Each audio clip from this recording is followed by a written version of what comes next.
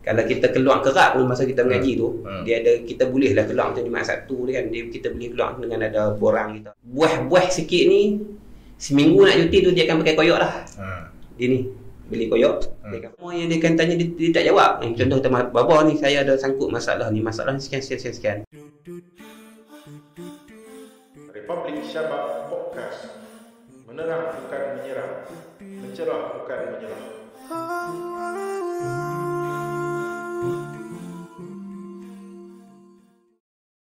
Assalamualaikum warahmatullahi wabarakatuh. Alhamdulillahirabbil alamin wa bihi nasta'in wa la udwana illa 'alal zalimin. Alhamdulillah.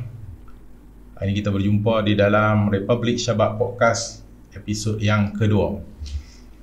Menerang bukan menyerang, mencerah bukan menyerah. Alhamdulillah, kali ini kita masuk ke siri yang kedua, insya-Allah. Bersama-sama kita hari ini, bersama dengan saya menemani untuk rancangan ataupun untuk siri podcast siri yang kedua ni, Saudara Fahmi yang akan bersama, insya-Allah. Fahmi no? Ya, insya-Allah. Tinggal kita dua je hari ni. Dengan siri yang pertama tu ramai-ramai. Tapi yang ramai-ramai tu insya-Allah nanti dia bakal ganti kita lepas ni. InsyaAllah, harap itu. Harap macam tu. Pakai ada kerja belakang ini, pakai ada program. Tinggallah kami berdua hari ni yang akan meneruskan siri podcast kita pada hari ni. Kalau ikut co-host 3 orang kan, kita sembang tu. Ya, insya-Allah. Yang kita letak tu. Tapi biasalah kan, masing-masing pakai ada komitmen masing-masing. Jadi insya-Allah kita akan teruskan siri podcast pada hari ini. Terima kasih kepada tuan-tuan sidang penonton yang telah menonton siri yang pertama pada hari Jumaat yang lepas. Alhamdulillah, itu percubaan daripada kami untuk siri yang pertama tu, banyak kekurangan sebenarnya. Dan sekarang pun kita masih belajar kami. Kan kita sedang cek tak mana kurangnya, tak mana yang perlu kita ya, nak kena edit kan, nak kena pertingkatkan. Dan memanglah kita akui yang baru ni antara masalah yang paling menonjol sekali audio lah. Banyak komen. Banyak komen sebab kita pun masih duk belajar macam mana kita nak dapatkan audio yang berkualiti dalam podcast ni. Dan selalunya orang buat podcast ni dia ada satu alat tu, dia panggil pod track ke apa kan, dia terus rakam di situ terus. Kot lah kalau ada siapa-siapa yang nak bagi kita kan, kalau ada siapa-siapa nak bagi, memang kita sentiasa terbuka lah kan. Benda nak bagi kita tidak menolak kan, meminta, merayu tidak, meminta pun tidak juga, tapi menolak pemberian orang tu tidak sekali-kali kan. InsyaAllah. Mudah-mudahan ada orang sudi dengar ni, kita nak tolong kita ataupun nak bersama dengan kita sangat-sangat mengalu-alukan lah. Jadi pada siri yang kali ni, insya-Allah kita ada tetamu. Sebelum kita terlupa, sebenarnya podcast ni tuan-tuan sedang menonton boleh juga tengok di Anchor FM Republik Syabab. Kalau yang tu tak payah tengok video dah. Dia link dengan Spotify. Kalau yang tu senang, terus klik di bawah di ruangan description ni, terus pergi ke sana, boleh dengar je. Kalau kita nak dengar dalam kereta ke macam mana ke, mudah je. Sambil duduk masak ke dapur, kalau boleh dengar. Macam tu. Kan, di mana-mana pun boleh dengar, insya-Allah. Jadi insya-Allah Fahmi, hari ni kita ada tetamu istimewa, tetamu sulung kita. Kan? Yang kita jemput khas sebelum ni kru kita je. Sebelum ni kita sembang kita je. Hari ni kita jemput tetamu sulung kita yang insya-Allah kita akan sembang-sembang, kita tengok. Sebab tetamu kita ni bukan calang-calang orang lah kan. Tetamu kita ni ulama muda. Sungguh kita tengok, kita pun ambil manfaat banyak daripada ilmu dia. Dan kalau kita nak siapa yang biasa dengan ruak Jawi, memang kenal sangatlah siapa yang biasa ikut. Dan juga orang-orang yang mengaji di Mesir. Kan. Jadi kami selalu kalau sebut ustaz ni, kalau dia ada nama tu nak sambung boleh. Kami akan sebut ustaz no, ustaz. Nama ustaz tu Tok Guru belakang. Ada Tok Guru di belakang. Kami sebut itu. Allahu Akbar. Kita bertuah sungguh ni. Sebab tak ramai kita bilang dengan jari kita tengok kan. Ada orang yang ni macam Ustaz Aminuddin Tok Guru orang sebut kan. Dia Tok Guru tu doa dan jadi. Kan insya-Allah itu kita doa sebab kita boleh ambil manfaat daripada orang-orang yang macam ni. InsyaAllah hari ni kita bersama dengan kita Ustaz Amiruddin Haji Amiruddin Haji Amiruddin Haji Zainal Abidin. Dengan siapa yang pernah tengok Abang Ustaz? Alhamdulillah. Assalamualaikum. Assalamualaikum warahmatullahi wabarakatuh. Terima kasih atas jemputan. Jadi macam mana Ustaz? Ni kira sulung belakang ni. Saya tetamu sulung. Sulung. Saya pun baru kali pertama menyertai acara macam ni. Pernah sebelum ni Ustaz? Tak pernah ikut podcast ni? Tak pernah. Nama ni kira tak tahulah nak menari ke, nak bersilat ke, nak kita apa buat lah ikut dan kita tak ada siapa lagi tahu. Pelik-pelik. Jadi Ustaz Haji ni. Ya. Dia tak boleh buat haji nak kadang mudul ke, selalu tengok orang tua yang tu usaha daripada ayah, usaha daripada orang tua. Dia ada trik dia lah. Dia ada kaedah dia ada cara dia ada usaha yang secara diplomasi dengan secara tekanan tu ada lah. Dia dengan ayah yang haji tu. Saya pergi sendiri, saya pergi 3 dengan kakak yang sulung dengan suami dia. Saya seorang lah. Dia pos pasang. Kami pergi 3 balik. Masa umur apa lah? 18. Allah Akbar. 18. Pilihan tu kita haji. Dia pun salah satu daripada strategi ayah untuk mengekalkan kita di jalanan ni lah. Hebat. Dia punya cara dia. Dia tengok kita dah mula make up motor. Diikat dia. Diikat pun bukan ikat biasa-biasa haji. Ada. Kalau orang dulu dia ikat dengan lebay. Orang tu dulu dia buat lebay tak. Lebay memang pakai dah. Lebay memang pakai pada kecil. Ini ikatan yang mahal lagi. Dengan lebay tu dengan lebay tu dah orang panggil apa? Dah longgar lah. Lebay memang nak pakai. Jadi dengan lebay ni kita di atas kepala ni kalau tak ada jadi satu benda pelik, jadi satu benda yang kena ada lah. Tapi dalam masa yang sama pun dia masih lagi ikat dengan haji terus. Kalau dengan lebay saja tak cukup kuat. Pasal dah lama dah pakai, dah lama lah. Dia punya gam dia dah tahu apa nak kuat lah. Dia punya ikat tu. Siapa sangka kalau tidak kita tak tahu ni. Dengan podcast ni kita tahu rupanya Ustaz Ahmed ni umur 18 dah pergi haji. Waktu tu Ustaz ni di mana waktu tu? Sekolah ke? Di pondok ke? Di pondok. Baru habis PLKN. PLKN.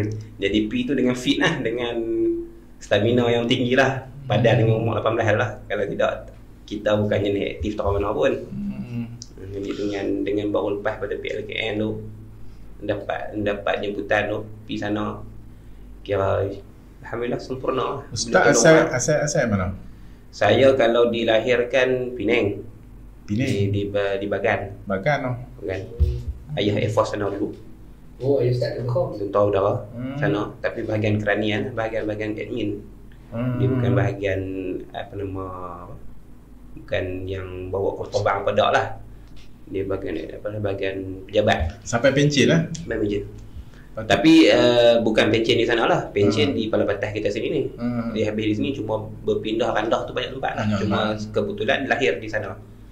Saya punya kakak saya 2 orang pun lahir di sana. Adik saja yang bongsu saja yang lahir di sini. Maksudnya yang IC 02 ni adik je lah. Kami 3 beradik yang atas ni semua IC 35. Anak mami. Kalau mak Ustaz? Contoh mak guru, teacher. Guru bahasa Inggeris sekolah rendah. Tapi mak saya Kedah. Saya dah. Mak saya orang Kota Senang ni. Kota Senang. Ayah saya orang Kuala Nerang, orang hitam. Kuala Nerang, Kota Senang lain ni je. Sebelah ya. Sebelah. Jadi raya tak ni lah. Raya tak tahu apa nak gaduh lah nak balik mana. Iyalah, satu jalan kan. Satu jalan. Dulu duduk Jutera, sebelum duduk kampung duduk Jutera. Jadi nak balik Kota Senang, balik Kuala Nerang tu sangat mudah lah. Jadi raya ni hari pertama tu boleh balik kedua-dua belah kampung. Maknanya kalau anak tentera ni pindah rata mengaji rata. Pindah rata mengaji rata. Berapa sekolah Ustaz pindah? Saya tak sempat untuk berpindah rendah zaman sekolah. Sebab waktu ayah pencen tu tahun 91-92 saya masih lagi belum sekolah waktu tu. Jadi tak sempat lah. Kakak saya banyak ni lah. Cumanya kami banyak rumah lah. Rumah banyak. Quarters tenteranya, sewa tamannya, lepas tu berek tentera dan macam-macam lah. Dalam satu quarters selalu sekat yang saya dengar quarters tentera selalu dia kata dan ini kerah dia semua ikut ustaz ada pengalaman ke macam mana? Wallahualam. Sebab apa nama kecil sangat lagi waktu tu. Waktu tak ada cerita lah bab tu. Dia bila bercerita tentang zaman tentera dia, zaman dia pemuda. Mak pemuda, ayah pemuda. Jadi dia tak apa nak buka cerita kalau kita ke zaman jahiliah tu dia tak apa nak buka cerita. dah lah ni dah apa nama dia nak buka cerita ni orang tu ni bila main cucu. Ya. Dengan cucu ni dia dengar cerita yang macam tu. Dengan kawan-kawan. Dengan kawan-kawan ni pun kadang-kadang tu jumpa orang yang sama-sama uniform juga, sama-sama anggota juga walaupun tak pernah kenal. Masing-masing tukar cerita lah. Waktu tu baru kita pasang telinga dengar. Kalau kita tak tahu juga. Ustaz, kalau apa dia masuk pengajian, mula pengajian di mana? Formal kan? Kalau daripada kecil kan? Daripada kecil kalau kita ni. Dia panjang. Dia ni lah kan. Panjang masa lagi kan kita boleh lah simbang tu. Saya kalau ikut formalnya tadika Abim Jitra. Tadika Abim Jitra. Kemudian masuk darjah 1 sekolah rendah di SKJ, Sekolah Kebangsaan Jitra. Sebab mak saya khidmat kat situ. Cikgu sekolah situ. Darjah 1, darjah 2, tak habis darjah 2 saya dipindahkan ke Sekolah Rendah Islam Al-Azhar Pelonyok. Dipindahkan sebab tak mau pergi jadi pengawal. Sebab antara tradisi di sekolah tu lah, antara tradisi saya tak tahulah tradisi tu sama ada betul ataupun tak, tapi antara sebab dilarikan tu lah. Antara sebab dilarikan tu sebab tak mau bagi jadi pengawal. Saya nak cikgu. Anak cikgu jadi pengawal. Wajib. Mak tak mau. Jadi pindah ke sana. Pengawal juga. Tak boleh lari dah. Pindah ke sana. Saya satu-satunya pembuka rekod sekolah. Pengawal pertama yang daripada tahun 3 Azhar. Sebelum tu tak ada lagi pengawal tahun 3. Dan saya memang dalam kelas tahun 3 tu, kami punya batch tahun 3 tu memang saya seorang lah yang bukan pengawal. Lepas daripada batch tu barulah ada pengawal tahun 3. Tak pernah ni. Tak pernah. Tokohan tu. Dia tujuan kesan pada orang lain. Utama pindah tu pasal memang ayah saya dah map memang nak bagi masuk pondok. Jadi sekolah dia memang dah pada awal dia dah hazam lah. Sebab kakak saya pun yang sulung tu habis sekolah, memang habis nanti ke Talima. Habis Talima dia ke Pondok Pasir Tumbuh. Jadi adik kepada dia, kakak saya yang kedua tu, setakat kita 3 je lah, ikut dia Pasir Tumbuh juga. Jadi memang saya pun memang diletakkan target tu lah untuk habis sekolah masuk pondok. Sekolah rendah. Jadi memandangkan sekolah kebangsaan ni penekanan terhadap jawi tu kurang. Jadi untuk persediaan untuk masuk ke pondok, jadi dipindahkan ke sekolah agama lah. Pasal nak bagi dapat jawi dengan Arab sikit-sikit lah, Quran nak bagi settle nak bagi settle. Dan masa tu tak ada Jekof lagi kan? Tak ada. Memang tak ada. Bila waktu itu memang kritikal sikit budak-budak dia dengan jawi memang payah sikit. 96, 95 tu lah, 94 dan 56 tu. Jadi itu tujuan utama lah dipindahkan ke sekolah agama tu. Cumanya yang bab mengawal tadi tu tujuan sampingan lah. Jadi nak mengelakkan yang tu sama. Jadi tak mau nak bagi tahun baru tu kita masuk sekolah baru. Jadi dimasukkan di hujung tahun 2. Nak bagi kita selesa dulu kan. Tu masuk tahun 3 tu dengan bergaya lah. Ya, masuk tahun 3 tu boleh serasi lah. Ada kawan-kawan lah. Dah ada kawan dah, kita dah start dari tahun 2, hujung tahun 2. Dah ada kawan, cuma Pak Isa memang ni lah. Pak Isa darjah 2 tu antara yang paling corot lah, antara yang paling teruk dalam rekod saya lah, rekod peribadi lah. Biasa lah. Dan jauh ke mana apa. Tapi tahun 3 tu kita pick up balik lah. Kita dah start balik lah. Dah mengaji sama macam orang lain lah. Tu habis sampai darjah 6 dia Azhar? Tak habis tak? Tak. Memang tujuan dia memang untuk bagi boleh jawi, boleh harap kata Quran, hafaz surah-surah lazim. Transisi untuk masuk pondok, masuk Azhar. Masuk Azhar. Hebat tu. Memang tu map yang ayah dah sediakan untuk saya lah, untuk saya. Maknanya nak lahir seorang Ustaz Ahmad ni memang ayah dah ni dah. Jasa yang sangat besar lah. Jasa yang sangat besar. Dia peranan ibu bapa tu. Kita dah ni kan kita ibu bapa. Betul. Saya daripada kalau tak salah saya waktu saya darjah 4 ataupun awal darjah 5 tu, saya dah ada pondok di tempat yang saya nak mengaji tu. Tak pergi lagi? Tak pergi lagi. Ayah dah buat ada tapak buat pondok. Dalam pondok tu sementara saya nak masuk tu orang lain isi lah. Jadi saya masuk bagi dulu. Jadi memang saya nak kena masuk pondok ke mana pun. Allah. Masuk nak kena 75 tu dipanggil kaunseling oleh guru besar. Guru kelas panggil kaunseling, guru besar panggil kaunseling. Tak bagi kita pun tak mau pergi, kawan. Betul. Lepas tu nak IPSR. Nak IPSR kita ni antara yang ke depan lah dalam bab-bab tu ni dengan kawan-kawannya. Dah jam 4? Dah jam 5. Dah jam 5 tu. Jadi memang dengan kepimpinan pengawasnya, dengan target untuk skor UPSR-nya, kemudian sekolah online Islam dia ada UPSRI, UP3, 9 subjek. Jadi saya antara yang diharapkan untuk skor 14A tu lah, 9.5 tu. Jadi sekolah tak mau nak turunkan dia punya target tu lah. Jadi ayah lah. Tapi ayah yang ni ayah lah yang dia tak kira yang tu. Dia kata saya masuk, anak saya dah boleh jawi, anak saya dah boleh baca Quran, dah hafal macam yang saya nak. Terus pondok. Tak kira yang tu. Tak kira. Pondok mana nak? Pondok Madrasah Al-Ulum Ad-Diniyah Al-Osmaniyah, Pondok Tanjung Kapur. Ustaz Sobri. Tu pondok pertama lah. Masa darjah 5. Darjah 6. Nak naik darjah 6. Nak naik darjah 6 di sana. Ya, darjah 6. Kalau bahasa saya ni Jahanam sana lah. Jahanam. Kita lah. Waktu tu kita sebut Jahanam. Jahanam sana lah. Kita kawan tak ada. Lepas tu ada lagi keinginan kuat nak periksa tu ada. Nak UPSR tu ada. Lepas tu masuk pula batch tu semua yang tingkatan 1 lah. Saya yang paling muda lah batch tu. Masuk tahun 2000 tu kebanyakan pelajar yang masuk 13. Saya 12. Sebab kita tak habis sekolah. Yang lain semua habis sekolah rendah. Yang lain semua boleh cerita pasal UPSR dan sebagainya. Saya tak ada lah pengalaman tu. Tak ada. Last periksa yang besar ni apa? Kalau UPTK tu sebelum tu kita panggil apa? Kafar. Bukan yang jadi 3 tu. Untuk lompat kelas tu. Oh, tak ingat. Apa dia punya nama. Lah ni disebut UPTK lah sebelum dimasukkan. Sebelum UPTK tu dia ada satu nama lain. UPTK. Oh. Yang jajah 3 tu. UPTK kan tu Kafar kan? Itu Kafar dah UPTK. UP bukan datang tu apa?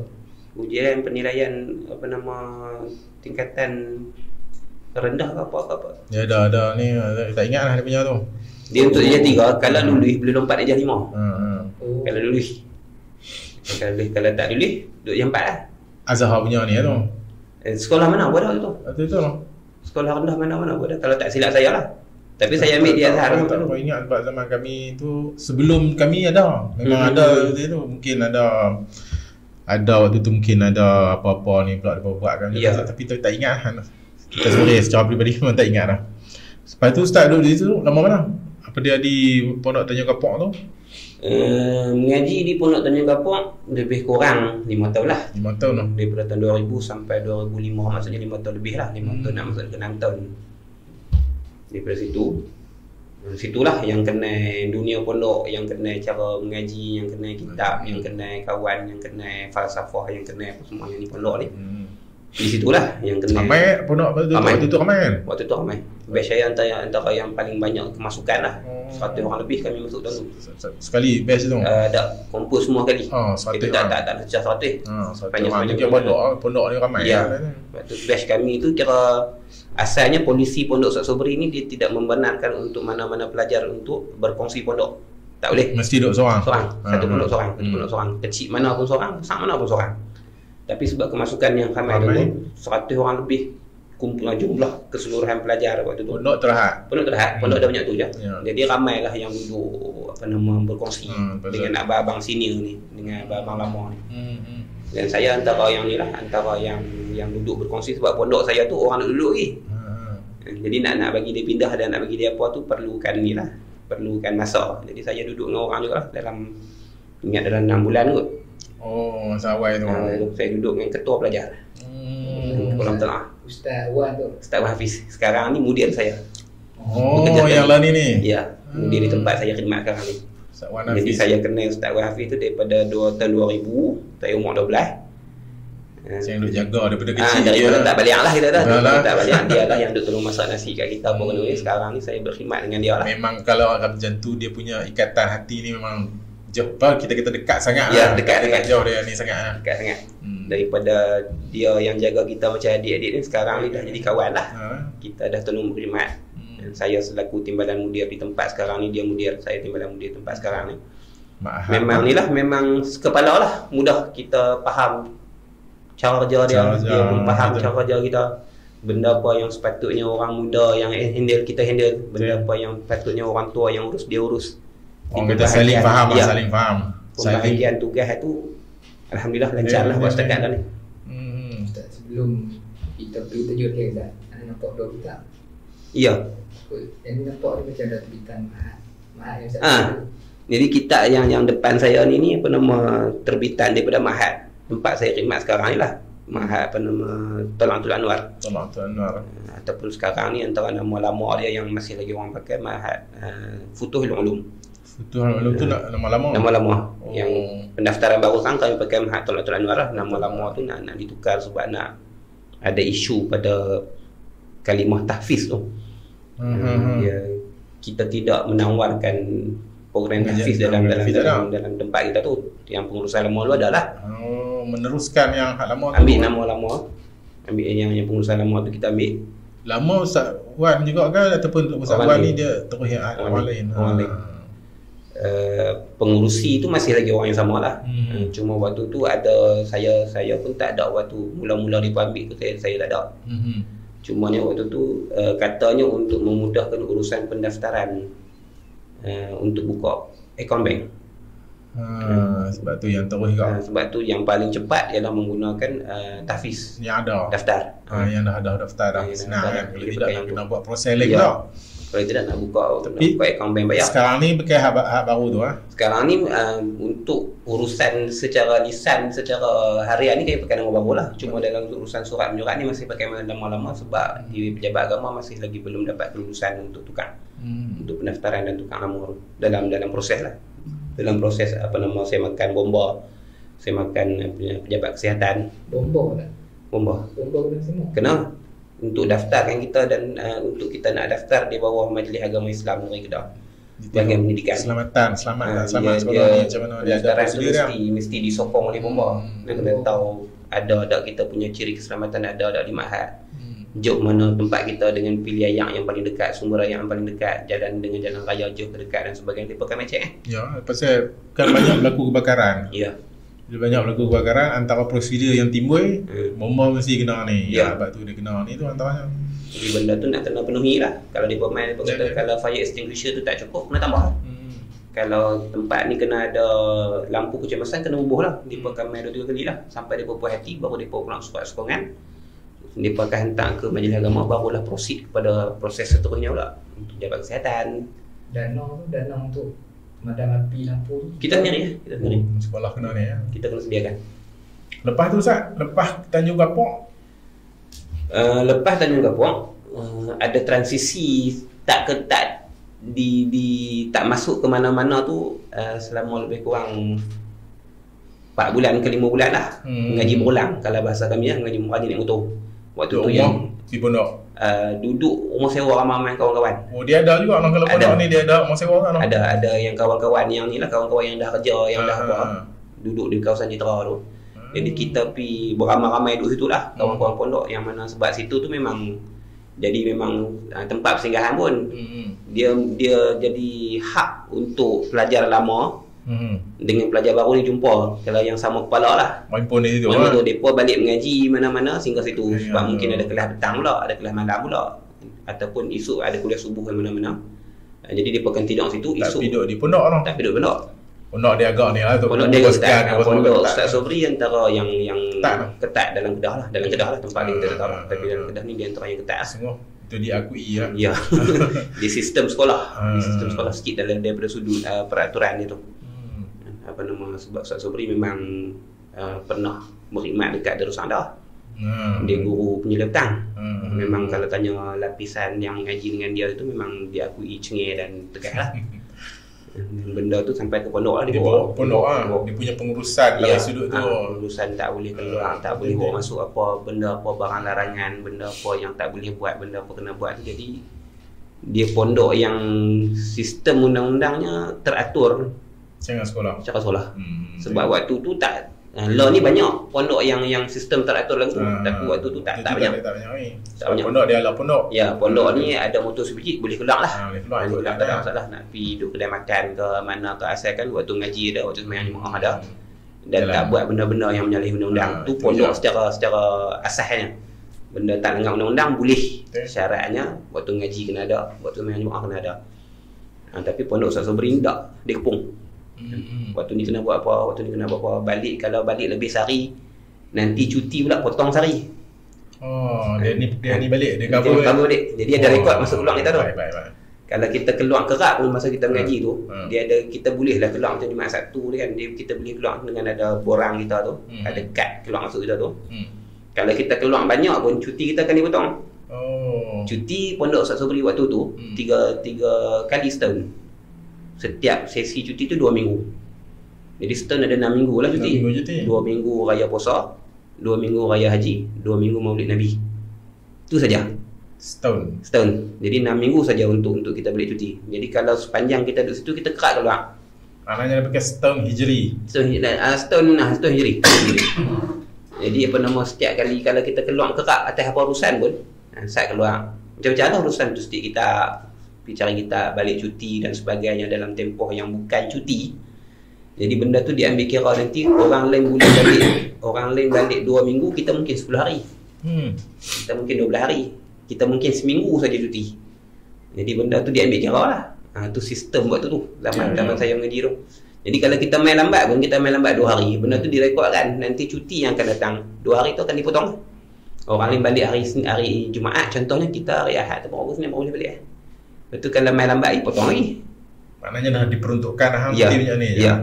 Mesti cover balik apa semua, tak boleh lebih. Ya, kalau ada kecemasan ataupun kadang-kadang ada urusan kena kampung, orang balik sampai, contohlah dia balik sampai 2 minggu ataupun sebulan dia balik tanpa sebab yang munasabah, memang dia tak dapat cuti cuti raya haji contohnya dia tak balik ataupun cuti maulid tu memang dia tak boleh balik Jadi mencar-jar balik. Orang ajar dah bukan cuti banyak ni kan. Tu sistem Ustaz Sobri buat. Jadi kita kesan lah, kita jadi beringat dengan benda tu. Nak keluar masuk pun beringat, nak balik cuti lama pun beringat.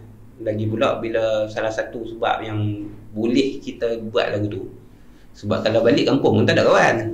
Kita cuti bukan time orang cuti. Orang cuti balik dongangah saja. Ya, kawan-kawan yang sebaya dengan kita nak main tak boleh, depa sekolah, depa dan sebagainya, yang dah sampai masa kerja depa kerja dan sebagainya.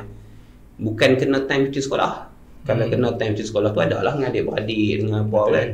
Tapi bila cuti yang khusus macam tu kita balik duduk rumah, memang betul-betul duduk rumah. Cuti sungguh lah. Cuti sungguh. Tak ada kawan-kawan nak main kan. Jadi berhubung dengan kawan-kawan pondok balik. Itu yang kadang-kadang pergi jauh lah. Kadang-kadang pergi berjalan, kadang-kadang buat perjumpaan tahun mana-mana. Itu suka lah. Program tapi dengan kawan-kawan pondok je lah. Jadi daripada nak buang duit, pergi duduk pondok. Ya. Jumpa kawan-kawan tu juga di pondok juga. Sebab tak ada kawan-kawan lain di kampung.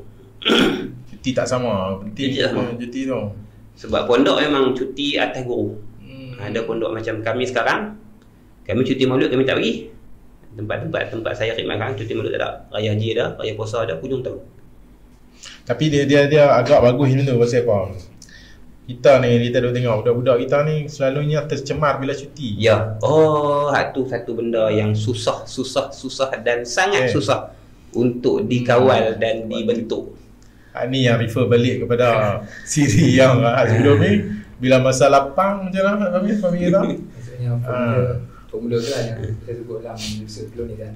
Maksudnya pemuda ataupun remaja ni campur dengan masa lapang maksiat. Jadi macam tu. Ada kaitan. Ya, tak dinafikan lah. Jadi itu bila kita tak sama ni, dia agak terjaga daripada ni semua. Budak kita lah, kita melalui zaman tu. Betul. Banyak tercemar ni. Yang pertamanya waktu cuti, kemudian tambah lagi bila cuti tu dia pergi kerja. Ya. Dia mula bercampur dengan ni tu yang ni. Tu satu benda yang bagus. Itu memang masalah. Tapi masa kalau kita kena waktu tu, kita rasa apa cuti waktu ni kita tapi bila dah lepas dah baru kita fikir nasib baiklah cuti tak sama ni kan. Tu yang benda-benda yang orang muda tak nampak. Kata ni dia kena tarbiyah guru yang dia rasa benda tu patut walaupun kita lawan. Dia antaranya lagi kali kena balik cuti. Wajib tak kami. Dan mana dia wajib tak. Kira kalau yang buah-buah sikit ni seminggu nak cuti tu dia akan pakai koyok lah. Dia ni beli koyok, dia akan pakai set lah seminggu cuti tu. Sebab 3-4 hari nak cuti tu kan ada spot check lah. Spot check ramai-ramai ni rambut siapa panjang. Kalau cekak pegang lekat rambut cekak. Jadi pakai koyok tu? Koyok tu demam.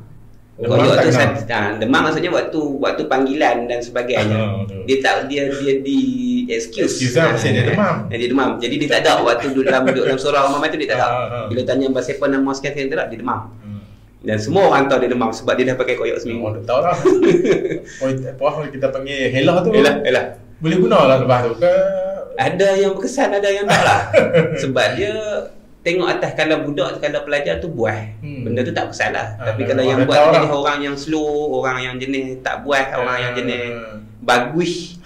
Sebab bila dah naik peringkat umur dia, mungkin dia masuk pondok umur 15 ataupun 16, tapi dia 18-19 dia tak mau dah nak cukup kepala ni. Jadi tapi dia orang yang baik, orang maksudnya bukan orang yang ada masalah dalam pondok, bukan orang yang buah, bukan orang yang kaki sembang besar, bukan kaki gelak berat. Cuma dia tak mau cukup kepala. Jadi benda tu maksudnya kalau dia bubuh koyok di kepala pun tak ada siapa petikai dia lah. Waktu tu dia dah petikai image lah. Ya. Dia dah remaja lah. Apa semua dia ada. Dah masuk 20-an lah. Jadi dia balik jumpa sepupu ke, ada orang kampung ke dan sebagainya tu. Tapi cuti? Wajib cukup. Balik tu kira hak botak? Botak. Dia ada istilah dia apa nama tasrif fa'ala fa'alu fa'alat fa'il madhi tu. Mai kepala bulu, balik kepala bulat. Dia itu asal usul dia tu lah. Mai kepala bulu, kita main rambut, balik tak ada rambut. Dan benda tu menyebabkan kita kekal berlebay. Itu tak lebih guru. Kita tak akan keluar dengan botak tu. Melainkan kita bubuh lebay atas kepala. Nak pakai topi tak gamak. Tak gamak budak pondok ni jarang lah, kalau mungkin ada lah, tapi bila kata 99% tak gamak nak pakai topi tak gamak. Dia tak biasa. Dia tak biasa dengan bertopi cepiau tu, topi sudur. Jadi kok benda pun dengan lebay. Jadi benda tu bila pakai lebay dia tak masuk tempat yang pelik-pelik. Kadang orang tengok benda-benda tu Ustaz. Orang tengok dia sekadar image. Orang tengok pada sekadar image. Pada pakai serban orang tengok pada sekadar image. Cukup kalau orang tengok sekadar image. Dia ni botak ni, kalau ni botak. Tapi sebenarnya di belakang tu orang tak nampak kan? Di terbiah tu pakai serban. Kita tahu kawan tu pakai serban, kita tahu kawan tu bukannya baik mana pun. Tapi serban tu duk jaga. Dia nak buat apa pun dia ni kan. Hak botak pun lebih kurang macam tu juga. Betul. Nilai terbiah tu dia mahal walaupun kecil. Betul. Cuma kena benda tu kita tak sedar. Kita tak sedar waktu kita alami benda tu, kita tak sedar. Dia ada pemberontakan. Ada pemberontakan. Tu yang apa nama yang parah tepi sampai rapat atas kepala saja. Jadi bila pakai lebay tu tepi ni kosong lah. Ana merasai benda tu walaupun ana tak ada guna. Tapi ana orang merasai benda tu sebab ayah nak guna terbiah tu. Ya. Sebab ayah orang tua kita, almarhum orang tua kita ni memang asal memang duduk di pondok. Asal orang pondok cegah. Ya. Bina masuk dalam kampung tapi memang asal pondok. Tapi dia punya terbiah dia memang macam tu. Ya, macam tu. Jadi masa sekolah rendah, dia tak pernah, saya ni tak pernah kena gunting rambut, tak kena cari mesin gunting rambut. Pasal apa? Cukup. Dan dalam kampung memang hantar dah. Panjang sikit dia cukup pula. Sampai melawak yang orang melawak kita tu tengok, Rahim, ni tak tahu butang tak habis lah apa dia. Ikut dan dia aja kalau kita orang tua kita ni. Ya, jadi tak ada rambut. Ayah tu benda tu tak dapat orang lah ni, dia tak ada ni. Lah ni orang akan lawan. Tahun ni kan ada isu yang gunting rambut tu pun dah jadi isu dah. Nak kena buat main barber lah, cikgu lah nak kena cakap barber. Yang terbaru je isu kan. Kalau kita cukup lagi lah dia marah. Betul. Kan. Dia benda tu kembali kepada asas kita nak apa nama undang-undang tu dipatuhi. Tu je. Nak jadi kita ni orang yang bukan nak jadi tentera. Bukan nak jadi anggota uniform dah. Cuma kalau benda tu tak boleh buat, jangan buat lah. Benda tu macam orang jadi mudah patuh. Belajar untuk patuh dulu. Jadi arahan untuk arahan yang seterusnya akan mudah diikuti. Bukan nak bagi ikut membabi buta, tuli tu dah. Maksudnya arahan yang munasabah dah. Tapi bila benda yang sikit-sikit ni dia ajak langgak daripada mula. Dia ajak berontak daripada ni. Sukar dikawal lepas tu. Kan bila masalah nilai kat situ. Banyak. Apa nasihat Ustaz untuk budak-budak mula? Kalau kita benda tu Dia setiap sesuatu yang orang yang mudah macam ni, bila orang tu dia dah berusia, dia dah lalui pengalaman yang kita sedang lalu. Maksudnya dia dah tahu dah rasa manis, masam, pahit, masin zaman tu, masa tu kita tengah lalu. Banyak je rasa yang kita tak jumpa, dia dah lalu habis dah. Jadi bila dia ada nasihat ataupun apa tindakan yang dia buat, kalau dia orang yang jenis memikirkan masa depan kita, orang yang kita kata yang iradatul khair kepada kita, orang yang nak sesuatu yang baik terjadi ataupun dapat kepada kita, maka dia punya pesanan dia tu kena ambil kira. Jangan tak tepi langsung. Kena timbang pesanan dia tu. Mungkin kita tak nampak nilai pesanan dia tu sekarang, tapi lepas habis fasa tu kita akan nampak apa benda yang dia cuba beritahu kita dengan cara dia lah. Orang nak sampaikan sesuatu pada kita ni tak sama cara. Kadang-kadang dia direct, kadang-kadang secara berkias, kadang-kadang dia cara suruh kita faham sendiri-sendiri. Kadang-kadang dia bagi hint saja, kias benda. Dia bagi clue saja. Kita yang kena cantum sendiri puzzle tu. Jadi kalau dia orang yang lebih berusia pada kita ataupun dia orang yang lebih banyak pengalaman pada kita walaupun usia kita sama, kalau dia dibagi nasihat ataupun cadangan ataupun apa-apa petua dan juga saranan tu, kena timbang. Jangan tolak. Terutama kali guru dengan ibu bapa. Terutama kali guru dengan ibu bapa. Kan, yang ni memang tak ada tujuan yang lain melainkan baik. Tak akan ada tujuan negatif ataupun tujuan kita kata material dalam benda tu tak. Depa memang nak kita jadi orang. Cuma berontak tu sifat kita biasalah tu. Kita nanti pun kalau ada anak murid dan sebagainya, berontak tu sifat dia. Memang tak boleh nak kata apa lah, berontak tu memang sifat dia. Cuma kita lah terus percaya dengan proses tu. Percaya dengan proses macam mana kita lalu, sesuaikan dengan zaman kita sekarang dan lalukan proses yang sama. Saya rasa kita kena balik daripada sana. Sambung lah tadi lah. Tadi kita pondok tu saya regional lah. Sambung balik. Jadi lepas pada keluar daripada Pondok Tanjung Kepong, kitab ayah dah hantar ke pondok baru. Hebat. Dia tak sampai ke rumah. Panggil ayah ustaz lah. Contoh. Dia memang lepas pada Pondok Tanjung Kepong, memang dia kalau nak keluar boleh, syarat dia masuk Pondok Baba Khairul, Pondok Ujung Toyak. Syarat situ. Nak pergi ke lain, nak jauh pada dia tak apa harap sebab kita dah buah. Kita dah kenal. Dah 16. Dah 16 17 dah baru ada lesen motor. Dah berani pergi cari seluar dekat Bukit Kayu Hitam, seluar jeans siap semua kan. Tapi lebay tak berang. Makin jauh lebay tak berang, cuma lebay dah color lah, tak putih lah. Lebay dah color. Lebay burger, lebay orang jual burger kan. Lebay tu lah, lebay yang ada bulat belakang yang lipat tu. Lebay lah. Lebay tu boleh langkah jauh lagi. Langkah jauh sikit. Dia lebih mudah untuk bercampur dengan orang lain. Jadi kitab dah hantar kitab dulu. Kitab dah hantar dulu. Kitab dah hantar dulu, tak sampai rumah. Kitab tak sampai rumah langsung. Daripada Pondok Zobri. Pondok Zobri, kitab tu pergi Toyak. Nak masuk bila tak tahu. Tapi kitab tu itu. Sebab pada kiraan dia, kalau sampai rumah belum tentu. Kitab tu belum tentu akan keluar pada rumah. Sebab bila kita duduk pondok lama, jadi kita dah ada berkotak-kotak dah kitab kita ni. Kitab kita mengaji, kitab kita beli, kitab yang orang bagi macam-macam lah kan. Jadi banyak kotak dah kitab kita pun. Jadi kalau balik rumah, kitab tu boleh jadi, kalau rumah kampung macam kita ni, boleh jadi dia makan anak macam tu lah. Kita bukan nak rajin jaga sangat umur kita 15, 16, 17 tu bukan nak jaga dalam kotak tu lah. Anak-anak makan berapa Allah Alam lah. Jadi kitab tu dibawa ke pondok baru dan dia bagi masa rehat untuk kita. Nak masa duduk dunia luar kan, duduk duduk biar dulu. Tapi dunia luar kita pun zaman transisi tu, saya masih lagi duduk dengan abang-abang senior lama. Jadi mereka lah yang bawa kita jumpa tutup guru tua ni yang mengaji. Waktu tu lah yang jumpa baru mula mengaji dengan arwah almarhum Tuan Guru Haji Soleh Syed. Mereka yang bawa. Ke Gua Payang, Ustaz Noh, Pak Nomi. Dan kemudian anak-anak murid almarhum Tuan Guru Haji Cik, Kodiang. Jadi zaman luar tu lah. Jadi kita keluar pun bukannya kita kaki lepak kedai makan, bukan kita pergi pulang mutu malam-malam, tak. Kita masih lagi dalam circle pengajian pondok lagi. Cumanya tak duduk pondok. Cara senior. Cara senior. Dan senior-senior tu memberi pengaruh yang sangat besar dalam hidup saya lah. Sebab kita jarak umur yang jauh. Kita waktu tu umur 15 16, depa dah mungkin dah masuk 30 ataupun di hujung 20-an dah. Tapi depa mau berkawan dengan kita. Senior-senior ni pun kita kata apa? Antara pelajar sulung di Pondok Ustaz Supri bah. Bukan pelajar sulung, bukan pelajar sulung, tapi pelajar lama lah. Maksudnya kita masuk tu depa dah ada. Depa dah mengaji mungkin 3 tahun sebelum kita masuk tu. Sebelum tu ada lagi.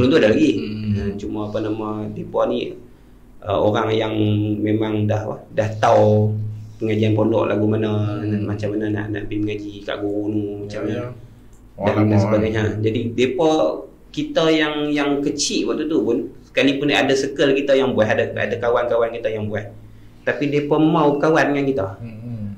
Kita tanya apa pun depa mau sembang dengan kita. Depa layan. Nak dapat layanan senior ni bukan senang sebenarnya. Tapi orang yang dapat layanan senior, dia akan dapat sesuatu yang besar. Sebab dah sebayarnya dia tak dapat. Itu yang penting tu kadang-kadang. Dia tahap pemikiran. Tahap pemikiran dia lain, dia berbeza dengan ni. Cara bergaul, cara nak berkawan dengan orang tua-tua. Rezeki kat tu. Tu sangat-sangat jasa, sangat-sangat berterima kasih kepada sini-sini abang-abang pala-pala telaah ni. Depa yang sanggup bawa kita naik motor pergi mengaji. Jom ikut. Mungkin depa nampak potensi lah. Kita puas. Tapi dalam masa sama dalam puas depa nampak kita minat mengaji. Sebab saya memang minat membaca daripada kecil. Dan saya umur 9 tahun, 8 tahun, 9 tahun tu habis sekolah memang saya duduk di perpustakaan awam. Balik sekolah ada jiran mungkin tua setahun ataupun 2 tahun pada saya lah. Balik sekolah kami akan sama-sama pergi perpustakaan awam di Tera. Waktu tu di Tera. Mak akan bagi setiap hari tu RM1 ataupun RM2 lah. Tengok cash yang ada kat tangan ni kan. Sejuk duduk dalam perpustakaan tu, sejuk, keluar mencari cok pisang, pergi main sat dekat playground mana-mana, masuk balik. Sampai dalam pukul 5 tu balik untuk semayang asar dengan terus main bola. Jadi benda tu, minat membaca ni dipupuk daripada kecil. Perpustakaan awam tu kira rumah di Tera tu. Kira buku setiap rak bawah tu memang pernah disentuh lah. Dia jadi tempat permainan. Jadi minat mengaji, minat membaca memang daripada kecil memang ada. Ini yang bagi kesan.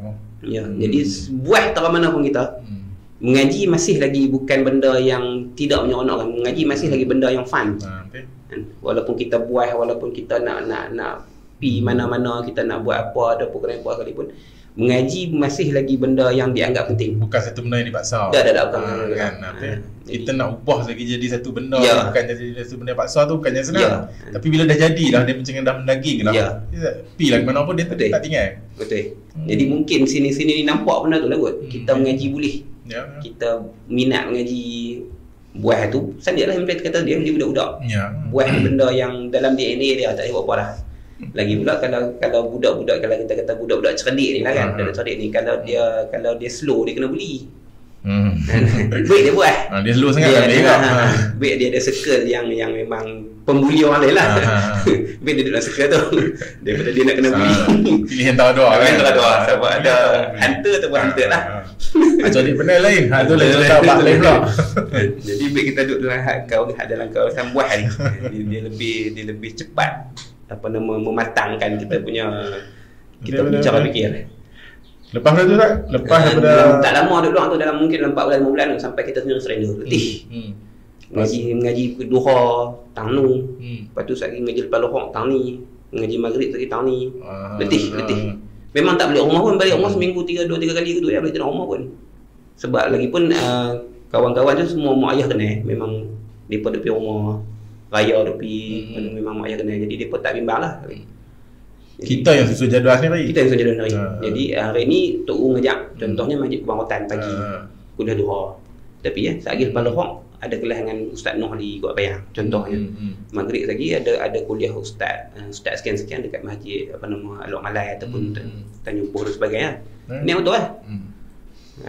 Ada yang pergi sampai Kok Diang, ada yang pergi sampai Pendang, ada yang pergi. Ini antara sistem pengajian yang Ustaz Azhar itu ikuti. Ya. Sendiri tu. Kita tak duduk pondok, tapi pengajian kita masih lagi pengajian pondok. Mengaji kitab dan sebagainya dah. Dia yang satu dia punya spark dia punya kelebihan dia. Balik boleh buat kedai minum ayak tu je. Habis mengaji, singgah kedai mana-mana yang kita biasa ataupun yang kita tak biasa, singgah minum ayak sembang. Tu je. Dia agak release lah. Dia tak stress kan. Kita dah pergi mengaji dengan panas dengan apa, dengan letih dengan puan, duduk mengaji berguna ni. Balik pergi boleh lepak kedai sat. Sebab sehari ni nak rehat, lepas tu lagi nak kelang mengaji pula. Tapi dia agak kelang kabut lah. Kelang kabut. Tapi dia tak stress. Bila saya 3 bulan 4 bulan tu dah burn out lah. Letih. Kita pergi mengaji, kita duduk lena tak gua mengajar. Sekolah main naik motor panas dengan apa kan. Awal-awal wajib semangat lah. Taklah bila sampai-sampai tu awal-awal mesti dia terlelap tu. Kena mengaji bab payah kadang-kadang. Payah sikit. Lepas tu tengah hari pula kita duduk lena. Tok guru Allah SWT kita jaga. Dan benda tu kita lama-lama kata tak boleh. Tak jadi. Memanglah kita tak nafikan ada pahala, ada kelebihan pergi mengaji kan. Kita ada apa? Moto kita gunakan secara bermanfaat, tapi ilmu tak dapat. Yang kita dapat lena. Pergi mengaji tak pergi. Menjadah mengaji dah. Menjadah mengaji dah pergi dan sebagainya. Yang tercontang tu ada.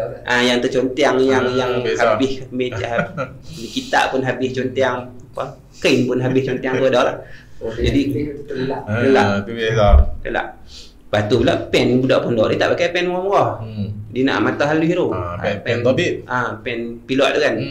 Apa nama 0.38, 0.3. Benda tu RM6 lebih. Waktu tu mungkin dalam RM4 lebih kot. Tak halus pula bila ni dia mudah jatuh tu. Tak boleh guna lah. Tak boleh guna lah. Tak boleh guna. Jadi benda tu semua tu mudarat kepada kita dan kewangan lah. Kita tak ada duit. Jadi apa, mak ayah pun bagi duit pun untuk kita kegunaan harian untuk banyak motor pergi mengaji bagus dia.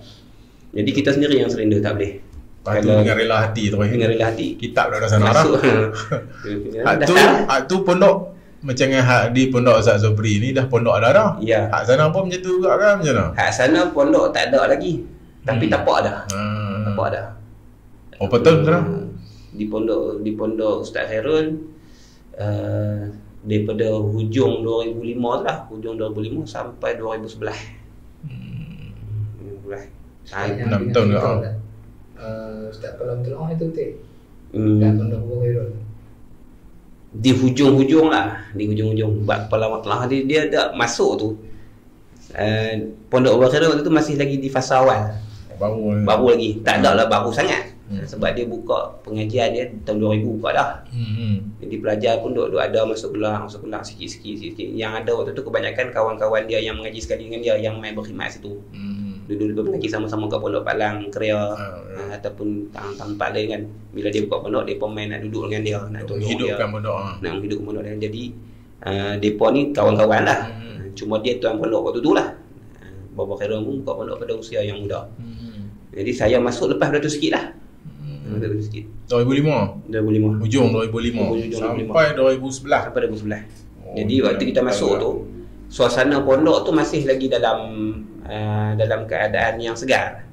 Tak ketat, tak strict. Pasal yang ada tu kawan-kawan dia. Jadi dia nak kata sangat-sangat pun tak boleh. Dia nak buat undang-undang sangat. Umum kadang-kadang ada yang tua pada dia. Macam duduk dalam kelompok tu. Jadi kita memang daripada Tanjung Kapung ada kawan-kawan bayar kita dan ada Palam Telong abang-abang yang duk jaga kita. Masuk Pondok Abang Khairul. Memang kita berkawan dengan orang tua. Dengan orang-orang yang tua pada Tok Guru ni. Tapi salam cuma dengan Tok Guru lah. Pasal Tok Guru kok mana pun Tok Guru. Tapi depa kawan-kawan yang sekali dengan ni yang memang main untuk khidmat dengan Abang Khairul ni.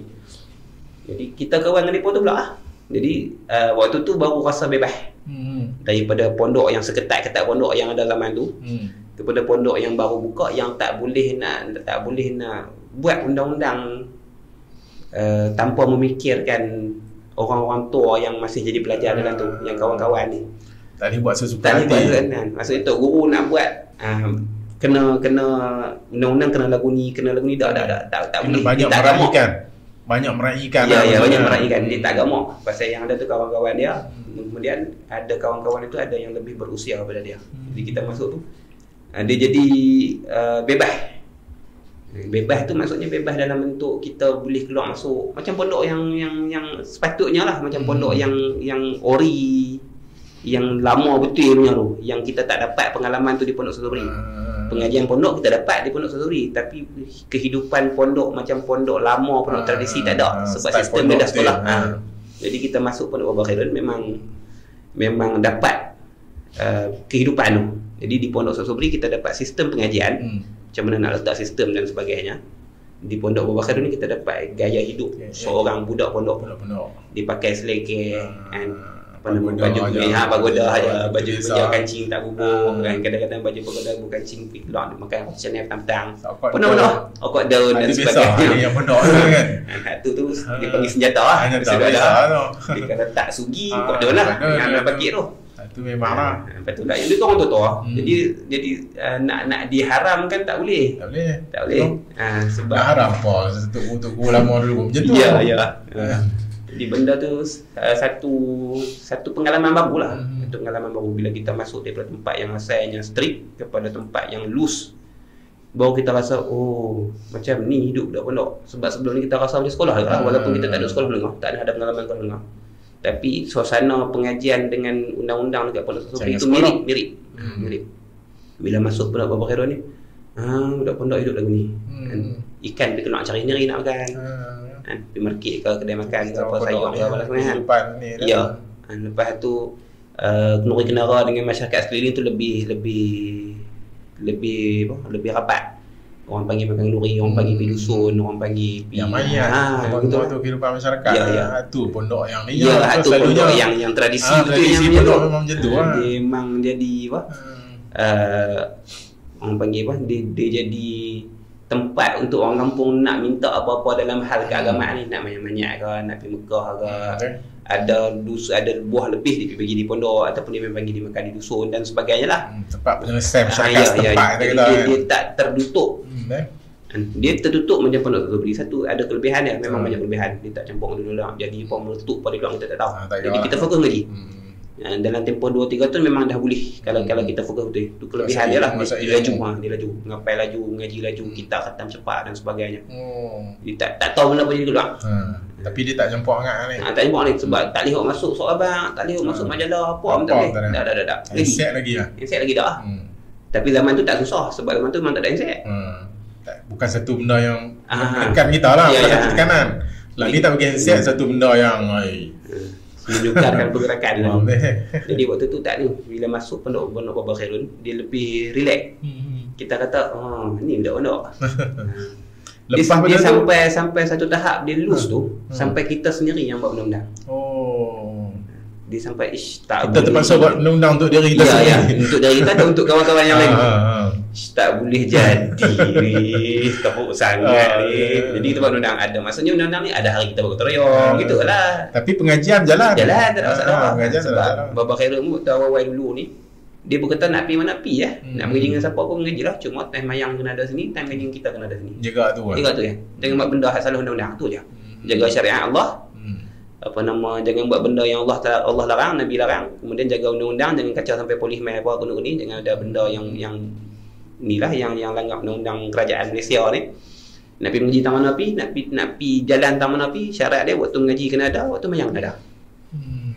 Jadi kita boleh lah nak balik rumah ke, nak pergi rostak ke, nak pergi mana ke, syarat dia time tu lah. Kena jaga time mayang, time haji. Di situ. Lepas daripada tu start mix stamp. Lepas tu besar. Macam mana yang boleh tergerak nak mix stamp? Saya ataupun ayah dah ni dah. Tak. Ayah saya tak bagi pergi keluarga. Dia memang tak bagi? Tak bagi. Lepas tu macam mana? Dan cubaan untuk keluarga ni berjaya dilakukan oleh adik. Adik saya. Dia dulu? Dia dulu. Sebab kami memang kalau ikutnya memang tak ada harapan lah untuk keluarga ni. Sebab saya nak pergi petani sebelum tu. Tak boleh. Dia tak mau jauh dari dia? Macam tu? Dia bagi dia padan dengan mengaji dengan guru-guru yang kita ada sekarang ni pun dah cukup untuk jadikan kita orang yang berilmu. Lepas tu macam mana yang boleh ni tu? Adik saya dia tak duduk aliran pondok lah. Dia aliran sekolah Arab sampai ke ni lah. Maksudnya ayah saya ada dua eksperimen lah untuk anak dia nak jantan ni. Satu eksperimen pondok 100%. Yang adik saya ni eksperimen dengan pengajian cara pengajian Islam di sekolah secara 100%. Jadi kami ada dua aliran lah. Dengan dia ni waktu tu pun kawan-kawan dia dapat nak pergi Syria waktu tu. Dah habis Nawi dah pertemuan. Dia sekolah mana tu? Dia Muassasah Darul Ulum. Muassasah Semidu. Dia Semidu. Jadi kawan-kawan nak pergi Syria apa semua tu. Dia tak berani balik abang. Dia balik duduk rumah lama tak keluar mana, jadi macam orang masalah. Ni mak cerita lah, saya duduk pondok, mak cerita. Lah kali sampai mak tanya lah pasal apa ni. Kata kata apa nama nak apa? Kawan-kawan nak pergi sambung ngaji. Maksudnya betul ke apa? Lepas tu nak apa? Kalau ni nak ikut pergi juga. Lepas tu mulalah proses memujuk. Proses memujuk ayah. Nak bagi pi gabung dengan mak. Gabung dengan mak lah. Kita ke mana pun dengan mak dulu. Kita nak abang kat puak ayah minggu depan. Minggu ni kena abang kat mak dulu. Supporter kan. Mak nak bisik dulu pelan-pelan sambil duduk makan, sambil lepas mayang, sambil duduk semang sama-sama depa tu. Dia nak inject pelan-pelan the idea tu. Jadi kita nak abang minggu depan, nak abang kat ayah. Minggu ni kena abang kat mak lah. Kita nak apa tu. Macam Ustaz? Macam saya mudah sebab bila dah adik berjaya untuk ke Syria sebelum perang tu, dia pecah dia punya dah pecah dia punya kepompong dia tu, dia punya ruyung dia tu kan, dah pecah dah. Jadi kita ni mudah. Kita sendiri, saya sendiri tak ada apa nama, ingat nak pergi Syria juga asalnya. Memang saya kira nak join adik kat sana lah. Laki. Adik saya laki. Saya ada 2 kakak perempuan pun dia. Saya laki, adik saya laki. Kami 2 adik, 2 laki, 2 perempuan. 2 perempuan, 2 laki. Itu habis kat Syria dia ada, dia balik perang. Dia dan habis kursus bahasa dia. Masa dia bantang balik tu. Dia balik. Waktu dia bantang balik tu belum ambil staff lah. Jadi kita tu nak pergi juga. Cumanya ayah kata hang tak ada apa langsung ni. PSR pun tak ada, PMR pun tak ada, SPM pun tak ada. Carilah satu. Carilah sekepin abang buat modal. Waktu tu yang pilihannya ada SPM dengan STAM lah. Dan kebanyakan tempat apa nama kata kalau nak ambil STAM kena ambil SPM. Kita tak mau ambil SPM sebab kita dah tinggal lama dah pengajian bahasa Inggerisnya, akademiknya, apa kata ni kan. Bahasa Malaysia tu boleh tahan lah. Bahasa Malaysia sendiri lah. Tapi yang lain tu struggle lah, kita susah buat tu. Jadi pilihannya ada untuk ambil STAM. Nak ambil STAM tu pun satu masalah juga. Kebanyakan sekolah tak izin, melainkan kena ada SPM. Sampailah kerajaan tak boleh. Tak boleh. Melainkan sekolah swasta. Ya. Melainkan sekolah swasta pun tak ramai yang sure kan. Dia pun tetap nasihatkan untuk ambil SPM dulu. Kemudian baru ambil STAM. Jadi kita perlukan 2 tahun kat situ lah. Kita tak mahu 2 tahun tu. Yang setuju untuk bagi kami ambil STAM ni Kolej Islam Darul Ulum Kidu. Dia kata boleh, cukup syarat. Sebab syarat dia untuk ambil STAM sama ada pernah menduduki SPM atau telah berumur lebih daripada 19 tahun ketika calon duduk. Atau dia dah tahu atau tu. Boleh Boleh lah. Boleh lah. Ambil lah STAM dengan target nak pergi ke Syria. Tengah nak ke STAM tu perang. Yang perang di Syria tu. Adik balik mai, disambung balik Kolej Islam Darul Ulum, dia bersambung Kidu, diploma Kidu. Kita habiskan STAM. Kemudian dah habis STAM dah Syria tak lipi, Mesir lah pilihan. Mesir lah. Tu yang boleh ke Mesir 2011 betul lah. Habis STAM 2012 pi. 2012 pi lah. Kami batch STAM yang mukabalah dekat Selangor. Bawa anda Yayasan Sofa. Sekali tu yang Yayasan Sofa tu. Sekali tu je kan? Sekali tu je. Jadi kami batch tu lah. Jadi P tu pun dengan tak tahu boleh masuk ke tak boleh masuk dan sebagainya lah. Sampai sana ada masalah lain dan sebagainya. Macam-macam set ni. Macam-macam. Maknanya melalui zaman tu maksud dia dah merasai hak set awal tu. Ya. Kan suntikan macam kalau kita dia vaksin awal lagi. Apa? Hak ke depan ni set kalau macam tu lagi. Kan? Panjang kami lah kalau kita ni memang sedap ni, memang sedap dengar orang mengaji ni. Kita kalau dengar perjalanan orang mengaji ni cukup sedap. Tapi masa ni terlalu ni dah kat sejam lah. Dekat sejam dah kita kalau boleh tak mau ni sangat lah. Cumanya insyaAllah mungkin ke depan ni kita akan jemput lagi Zamek. Kita akan insyaAllah. Mungkin untuk yang bagi siri ni adalah 1-2 soalan kot yang kita nak tahu daripada Zamek lah. Yang pertamanya kalau Zamek boleh sudi untuk kongsi kalau kata ni guru-guru bila Zamek mengaji pondok Ustaz Robri P ke ni semua sampailah mengaji di Mesir dah ni. Kalau boleh lah Ustaz senaraikan 3 orang ke guru yang Ustaz ni lah paling banyak bagi kesan pada diri. Yang banyak ni tak kira lah sama ada guru ataupun kalau sebut tadi abang-abang sebagai guru ke macam mana ke boleh tak? Boleh. top 3 lah. Kita top 3 lah. Ramai lagi sebenarnya kita ni. Paling rapat lah. Dia yang kalau boleh letak nombor 3 ni dia, tapi ni sembang-sembang je lah. Tak ada lah angka tu yang betul-betul. Cuma kalau nak letak nombor 3 ni boleh letak abang sini lah yang kita sembang tadi ni kan. Ustaz Laidin. Ustaz Laidin Bahari. Dia antara abang sini lah. Di Teluk Tanjung Kopong. Dia antara yang sangat memberi kesan yang ni lah, yang besar lah. Banyak dah tengok abang ni lah kita nak ni. Dia yang bawa kita naik motor pergi mengaji. Dia yang pergi tunjuk guru. Dia yang nak mengaji kita ni, Bang Din bawa pergi tunjuk ni. Dan sebagainya. Bang Din, saya panggil Bang Din lah. Nama dia Laidin, Haji Laidin. Haji Laidin Bahari. Ada lagi lagi? Ada lagi.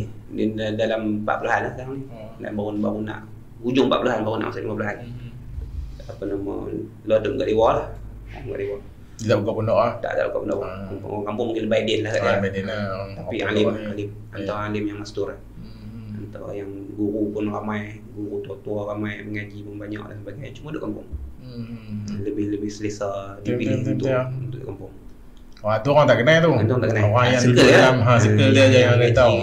Yang ada kelas dengan dia, yang ikut kuliah dia tahulah dia punya nilai dia. Tapi dia punya, kita kata antara benda yang memberi kesan. Sebab kita umur 14-15, dia waktu tu dah mungkin dah 27-28 waktu tu. Dia boleh bawa kita naik motor pergi mengaji. Betul-betul yang kita sebut tadi nak dapat bukan senang. Dalam masa yang ada kawan-kawan dia bukan tak ada kawan-kawan. Dia bukan ini kawan budak-budak. Dia ada kawan-kawan dia ada batch dia ada circle dia. Tapi dia mungkin dia nampak sesuatu kot pada diri kita. Budak ni boleh mengaji, sayang kalau duduk setempat saja, tak kenal tok guru dan sebagainya kan. Mungkin sebab tu lah kot. Ada. Dan hubungan sampai ke sekarang lah, sampai sekarang lah. Yang kedua mudir lah Ustaz Hafiz. Tu memang jasa dia, memang kira mudahnya dia bela saya lah. Daripada umur 12 sampai sekarang dia masih bela saya. Sampai sekarang 34. Daripada tahun 2000 sampai 2022 sekarang ni. Masih lagi dengan dia. Kalau pergi Mesir pun balik main pun masih lagi dengan dia. Sentiasa dengan dia, ada pengajian dengan dia, hidup dengan dia, berjalan dengan dia, nasihat dengan dia. Macam-macam lah. Dia antara yang banyak mempengaruhi daripada sudut pemikiran dia lah. Dan yang nombor 1 ni guru utama lah. Dia tak boleh nak tak sebut dan tak boleh letak di tempat lain. Baba Khairul. Baba Khairul antara yang paling besar pengaruh dalam dunia pengajian saya lah. Dia yang buka mata kepala kita, dia yang buka bahawasanya kitab ni banyak lagi yang perlu kita baca, banyak yang perlu kita miliki. Guru ni banyak yang kita perlu kaji. Tak berpada kan. Jangan merasa cukup. Jangan rasa cukup. Daripada kehidupan dia, daripada nasihat dia, daripada saranan dia, daripada cara dia didik kita. Memang dia buka benda tu seluas-luasnya. Daripada situ baru yang kita rasa nak pergi mengaji luar. Sebab sebelum ni dia budak pondok, dia ada penyakit dah. Penyakit dia tempat lain tak ada yang sebaik pondok. Dia ada penyakit tu. Dia pegang tu. Dia pandang hal lain. Tak. Dia bukannya merendahkan yang ni tak. Tapi kalau mengaji pondok ni ni paling tinggi lah. Paling tinggi. Dia budak pondok ada penyakit tu. Sebab tok guru kita semua power. Ilmu alat semua lengkap. Ngajak mata pelajaran apa pun semua laik. Mau kita tak rasa apa kan. Jadi tok guru kita tu tak ada siapa boleh dah kaki. Jadi bila masuk ke pondok Baba Khairul ni, dia punya angin tu down. Dipondahkan. Banyak kitab yang nak kena ngaji, banyak kitab yang nak kena miliki, banyak kitab yang nak kena baca, banyak kitab nak kena buat perbandingan, nak kena buat rujukan, nak buat kajian. Lepas tu banyak lagi guru yang lebih jauh daripada apa yang kita bayangkan, tahap penguasaan keilmuan, tahap penguasaan kefahaman, tahap menguasai perbahasan. Fikiran lebih terbuka lah kita kata lah ni bapa. Dia simple. Macam cara dia ajak kami simple. Bila kita tanya masalah dekat dia, benda pertama yang dia akan tanya, dia tak jawab. Contoh kita, baba ni saya ada sangkut masalah ni sekian. Macam mana? Apa jawapan dia? Benda pertama yang dia akan tanya, benda pertama dia punya jawapan dia tu, set pertama jawapan dia tu, rujuk kita apa dah. Dia dah buku dia dah baca. Maksudnya sebelum kita tanya dia, kita dah kena ada dah usaha kita sendiri. Dia kata rujuk kita apa dah. Kita habaq lah, saya cari dalam kitab ni. Kemudian bila dia dah habaq dalam kita habaq tu, dia akan bagi pula set kitab untuk kita rujuk. Tambah lagi. Tak ada tu. Dia ni pergi tengok dalam kitab ni. Kalau tak ada dalam kitab ni, tengok dalam kitab ni. Tak ada dalam kitab ni, tengok dalam kitab ni. Tak ada dalam kitab ni, tengok dalam kitab ni. Jadi benda tu kalau tak ada kat kitab tu, dia menyebabkan kita nak beli. Sebab nak kena rujuk ni. Masalah ni sakut ni, Tok Guru tak jawab kita. Macam dia memperkenalkan kitab banyak. Jadi kita tahu kepentingan memiliki kitab yang banyak. Kita tahu kepentingan untuk mutalaah kitab-kitab lain selain daripada kitab yang kita tahu. Dan ni kalau kita kata kitab fiqh ada 10 judul, 10 nama dalam rak kita kata cukup dah. Tak cukup. Tak cukup. 10 judul kitab fiqh, walaupun satu judul tu mungkin 4 juzuk 5 juzuk tak cukup. Kita tambah lagi. Jadi bila kita dah rujuk dah kitab-kitab yang dia suruh tu, hatta kitab-kitab yang dia bagi cadangan tu kita dah rujuk dah, tak jumpa pula dia, baru dia bagi tahu. Masalah ni lagu ni. Kalau tak silap ingat ada dalam kitab ni, kalau tidak pun mungkin dia pulang kitab rujukan yang memang tak lawan lah kita rujukan kita dengan dia. Iyalah. Kitab yang susah dapat dan sebagainya. Tu salah satu cara untuk dia ni lah, untuk dia buka kepala, buka minda kita. Yang keduanya, dia sentiasa bagi semangat untuk kita pergi mengaji dengan guru lain. Jangan terpada dengan dia kata. Jangan terpada dengan kita. Guru ada minat dan kemahiran yang memang dia betul-betul suka bab tu. Ada guru yang suka fiqh, ada guru yang suka tauhid, ada guru yang suka ilmu alat. Maka untuk menguasai ilmu-ilmu tu, pergi cari guru yang betul-betul suka mengajak bab tu. Sebab dia akan mengajak dengan sepenuh hati dia.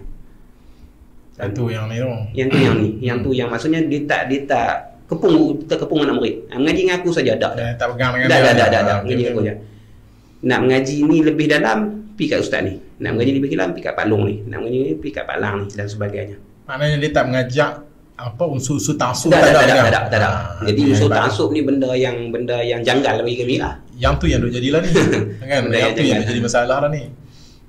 Dia beritahu dah, nak mengaji dengan kita ada benda yang kita minat. Hak tu mengajak waktu bila pun kita mau. Tapi benda yang kita kena mengajak walaupun kita tak minat, benda tu kita ajak juga, sebab tu tanggungjawab. Cuma nak sembang lebih ataupun nak hurai lebih panjang tu kita tak minat. Tak menjiwai. Antaranya benda yang Baba Khairun kurang minat, dia mengaji habis. Ngaji habis. Dan dia baca habis. Cuma dia kurang minat, antaranya nahwu saraf. Dia tak minat. Itu dia mengaku. Jadi kita mengaji dengan dia mengajak. Sampai perbahasan yang perlu kepada huraian dia hurai. Kalau perbahasan yang kita dah tahu ataupun tak perlu tak hurai. Jalan. Baca dobit dan sebagainya. Cuma tempat yang perlu selesaikan muskilah dia akan selesaikan. Dan dia akan sampai mengaji dengan orang ni. Untuk lebih kefahaman dan sebagainya. Maka benda tu menyebabkan kita dapat banyak guru dalam satu masa. Sebab susah budak pondok. Kalau dia duduk dalam pondok tu tak keluar mana. Guru dia cuma satu, guru utama. Kemudian Palam Telaah tu je. Palam Telaah tu pun mengaji dengan guru tu juga. Jadi tak berkembang dia punya tahap pemikiran daripada apa yang ada dalam pondok saja. Jadi bila kita duduk satu pondok yang membenarkan kita mengaji dengan orang lain, jadi perkembangan pemikiran dan kematangan tu dia lebih cepat. Tu yang kedua lah. Yang kedua dia tunjuk kita kepada guru-guru lain. Dan yang ketiga cara hidup dia lah. Cara hidup dia sentiasa tunjuk kita kepada Allah dan Rasul lah. Apa yang dia buat, Ihsanul hal dia tu. Apa yang dia buat. Dia hidup macam guru-guru dia. Dia hidup macam Pak Lang Negara. Cara dia bawa, cara amalan dia, cara dia bawa majlis, cara dia punya aturan kehidupan dia dan sebagainya. Jadi kita tengok gambaran guru-guru lama ada kat dia. Ada. Jadi benda-benda tu dia kadang-kadang benda simple lah. Saya contoh benda simple yang benda ni kalau kita perasan pun tak ada cacat celah. Kalau kita tak perasan pun tak ada, dia tak jadi aib apa. Sembahyang tarawih, contohnya lah sembahyang tarawih kan kita buat 2 rakaat, kemudian subhanal malikil ma'bud 2 rakaat, kemudian fadlan minallah ta'ala wa ni'mah, kan ada yang baca doa, ada 4, 8, 12, 16, 20 tu kita baca doa. Yang rakaat ke-2, ke-6, ke 10 tu kita tak baca doa kan. Kita selawat dan terminggian. dia bagi satu benda yang mudah. Kalau time nak baca doa, dia akan duduk tahiyat akhir dalam bentuk tahiyat akhir. Kalau bukan time untuk baca doa, dia akan duduk cara tahiyat awal. Waktu tahiyat akhir. Dan benda tu dia kata untuk memudahkan lancar Tok Bilal belakang ni untuk tahu rakaat. Jadi Tok Bilal tak gaduh fikir tengah tahiyat dia, aku sat gini fadlan minallah ke subhanallah ma'bud. Dah lalu ketang dah. Dah lalu ketang dah. Lepas tu nak main kosong ada memadai dengan tengok imam duduk lagu mana. Tu kata min lataifil. Ya. Benda-benda. Maksudnya kita diajak kita tengok guru dan cari apa yang boleh kita ambil manfaat daripada gerak-gerik guru. Maksudnya guru kalau betul-betul dia orang yang lulus tarbiyah daripada guru dia. Setiap pergerakan, setiap tindakan, setiap apa yang dia buat tu ada kira bicara dia. Bila dia dah lulus tarbiyah daripada guru dia. Maksudnya bila kita boleh tengok benda tu, sama ada kita perasan sendiri ataupun kita boleh tanya dia untuk dapatkan kepastian benda apa yang dia cuba sampaikan kepada kita. Tu tarbiyah secara sama ada secara pengajian ataupun secara kehidupan, banyaknya di bawah khairul lah. Yang tu nak dapat dengan bersuhbah je. Ya. Tu penting suhbah tu. Penting suhbah. Itulah top 3. Allah. Panjang ni soalan lah. Kalau nak tanya lagi kan, macam-macam lagi kita boleh kongsi. Tapi tadi kita tak tahu nak kata apa kan. Tak, kita duk pakai ada sembang, kita nak sembang apa lagi. Sebenarnya macam-macam tu. Ini yang selalu sebut Fahmi. Banyak benda yang kita nak korek daripada kita masing-masing ni. Ada benda yang kita tak dapat pun kalau kita selalunya orang duk mengaji kat Ustaz Ahmed ngaji tapi tak dapat benda-benda macam ni. Jadi melalui podcast ni insya-Allah kita akan lepas ni kita panggil Ustaz Ahmed lagi, insya-Allah kita akan sembang lagi. Ada banyak benda lagi. So kita tak tanya lagi buku apa kan yang kitab-kitab apa yang Ustaz Ahmed rajin duk tengok duk apa ni. Nanti ke depan ni insya-Allah kita akan jumpa. Kita akan sembang benda-benda macam tu. Terima kasih Ustaz Ahmed. Boleh insya-Allah. Terima kasih banyak kerana sudi untuk bersama-sama dengan Republic Syabak podcast ni. Fahmi ada apa-apa yang ni? Dan itulah yang Ustaz kata tu pasal benda ni kita boleh kata eksklusif juga lah. Sebab inklusif ke? Eksklusif. Sebab kami kan saya dulu di antara guru muda yang banyak bila buka pengajian tu Ustaz Ahmed. Ada benda-benda yang tahun ni tanya apa kan? Benar tak? Tahun ni tanya. Hari ni cerita Ustaz Ahmed cerita. Dulu kalau tanya apa sembang dengan kawan-kawan macam tu je.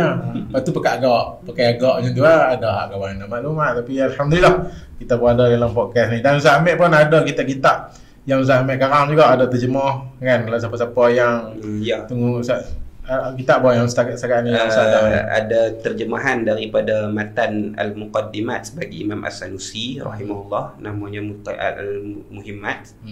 Terjemahan bagi matan Al-Muqaddimat bagi Imam Sanusi diterjemahkan dengan tulisan Jawi lah daripada nas teks asal dalam bahasa Arab.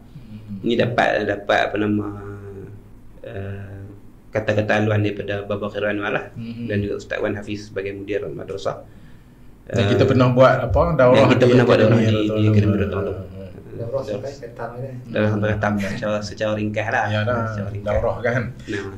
Kemudian yang ni kitab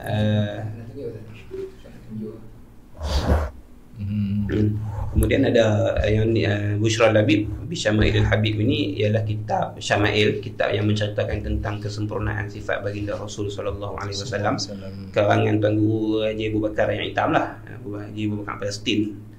Dia karang lah. Cuma sebab kitab dia tu masih lagi dalam bentuk tulisan tangan, susah untuk orang sekarang ni baca. Anak murid kita pun nak baca payah. Kita pun ni yang dah mata yang dah rabun pun tak nak pombang. Jadi kami ambil inisiatif untuk salin semula, dan alang-alang salin semula tu kita tansik lah, kita kembalikan nas, cari balik sumber asal Tok Guru ambil kat mana. Kalau ada lafaz yang mungkin susah untuk kita faham, kita cari balik makna-makna dia. Kadang-kadang ada ibarat-ibarat yang mungkin silap nakal ataupun silap tulis dan sebagainya banyak. Kadang-kadang tulis silap dan sebagainya, terlajak kalam, terlajak pen dan sebagainya, maka kita perbetulkan balik berdasarkan kepada nas asal yang dirujuk oleh guru lah, yang dirujuk oleh Tok Guru ni. Dan kami type semula lah, dan dapatlah hasil apa nama kitab Bushra Labib Bisyama'ilil Habib ni dalam bentuk tulisan komputer. Dan mudah-mudahan dia ni lah, kami bercadang untuk sebar luaskan lah. Boleh siapa yang nak boleh hubungi Akademi Dr. Ulum ataupun Republic Syabak. Di sini pun tak ada masalah, boleh komen di bawah ni. Kalau kita siapa nak, kita boleh bagi nombor telefon ke macam mana ke, ataupun kita boleh bantu lah untuk dapatkan. Ya. Jadi InsyaAllah sekali lagi terima kasih kepada Azam. InsyaAllah jangan kita kata jangan berserik lah nanti. Ada. Ke depan ni memang kita duduk ni je kan. Ya insyaAllah. Depan ni kita akan mungkin kita akan sambung lagi perbincangan sembang kita ni. Mungkin kita ada tajuk-tajuk yang boleh kita sembang apa-apalah yang kita rasa benda tu boleh beri manfaat. InsyaAllah. Bukan kita sembang kosong. Ya. Cuma minta maaf banyak kali ni kita tak ada minum. Tak ada ayak apa yang ni. Lain kali kita akan cari ada ayak di sini. Tapi kita ada sponsor lah. Kalau ada siapa yang nak sponsor setiap kali apa kita buat rakaman podcast ni, alhamdulillah. Kita tahu ramai je orang yang apa kita dermawan orang yang berhati mulia ni ramai. Cumanya mungkin dia tak tahu dia pergi kat siapa. Pergi kat siapa kan. Fahmi ada. InsyaAllah boleh hubungi kami. Kru tak cukup tak? Kru tak cukup ni. Ini sebab kami ramai yang terlibat dengan program. Jadi tinggal ada 4-5 orang saja. Jadi mudah-mudahan kita akan jumpa lagi pada pertemuan yang berikutnya. Sekadar itu dulu lah untuk pertemuan kali ini. Jangan lupa untuk like, komen dan share video ni. Dan share seluas-luasnya biar anak-anak murid Ustaz Ahmed ni kan boleh tengok video ni. Terutama geng-geng Mesir, geng-geng pondok kan, dan semualah remaja-remaja, pemuda-pemuda yang nak ambil contoh tengok ni dia kan, macam mana pengajian nak melahirkan seorang Ustaz Ahmed ni. Satu lagi pasal haji tu Ustaz. Ya. Selalu kalau dalam poster Ustaz Ahmed tak bagi tulis haji. Tak bagi tulis lah. Jadi bukan semua orang tahu pasal haji umur 18. Betul yang pasal BTS macam mana tak? Dan juga jangan lupa layari ataupun tengok singgah di RS Adventures. Ada satu channel lagi di bawah Republic Syabab juga. Di situ anda boleh tengok video-video vlog-vlog daripada rakan-rakan sahabat-sahabat Republic Syabab ni. Boleh tengok itu, dan channel tu pun baru dibina. Tuan-tuan boleh teruskan subscribe kan. Subscribe dan tonton, dan mudah-mudahan kita dapat bangunkan platform YouTube ni kan, supaya kita boleh mendapat manfaat daripada sini, dan tuan-tuan yang melihat pun dapat manfaat pengetahuan, perkongsian yang kita kongsikan. Sekali lagi, mudah-mudahan semua yang melihat video ni diberi kesihatan tubuh badan, kuatkan ingatan, tajamkan fikiran, Allah bersihkan hati kita semua, dan kita jumpa lagi di episod seterusnya. Assalamualaikum warahmatullahi wabarakatuh. Those who are in need, that you take Allah, I may say on you. If you show the have yourself to everyone who's around you, on the day of judgment, Allah will surprise you. If you show good tidings.